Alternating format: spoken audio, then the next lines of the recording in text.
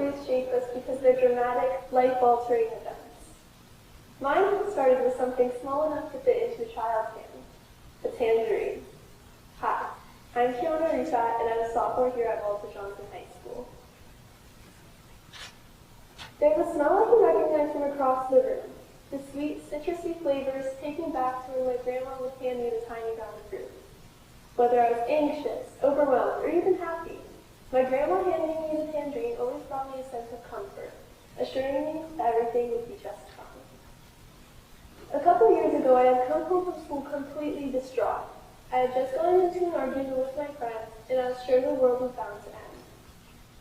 Quickly, my grandma swooped in with the tangerine in hand and calmed me down, letting me know that everything was just going to be fine.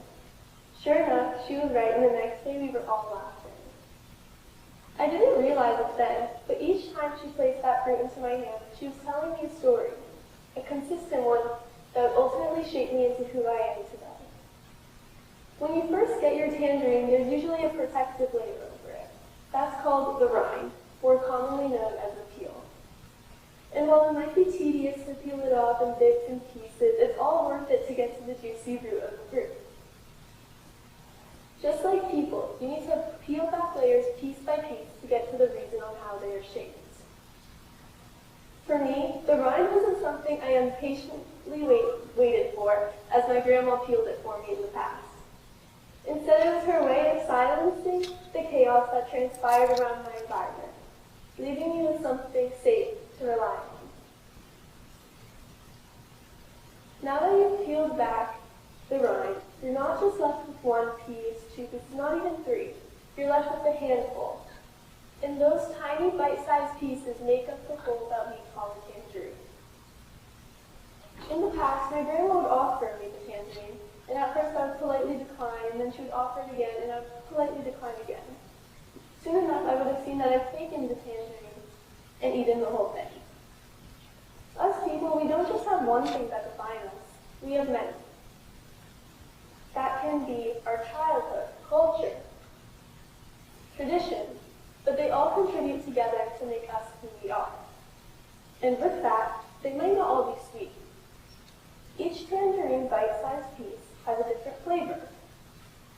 Some might be sweet, some might be sour, some might be citrusy, some might even be bitter. And those bitter ones have more value than you would expect. If I could get a quick show of hands, who enjoys to live through the difficult parts in their life? If you look around, you'll see that nobody has risen their hand, as expected. We all live through ups and downs in our lifetimes. It's inevitable. But the difficult parts in our life are truly important, as they allow us to grow and reflect as people. The same thing occurs with the joyous parts in life.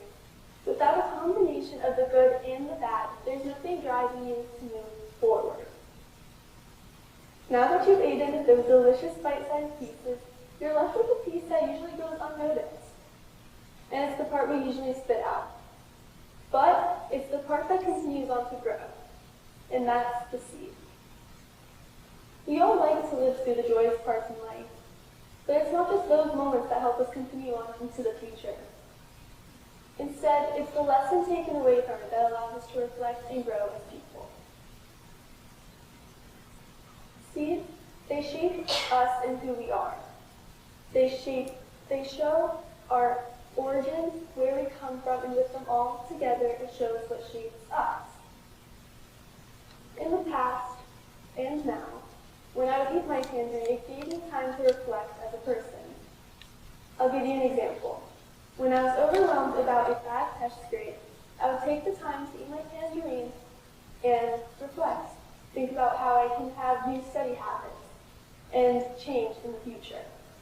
And when I was happy, I would just cherish the moment. So I've now realized that it's not those big dramatic moments that make up who we are.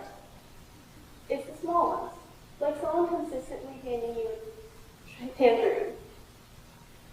So when I look at a tangerine now, I don't just see the rind pieces, the seeds, I see so much more than that.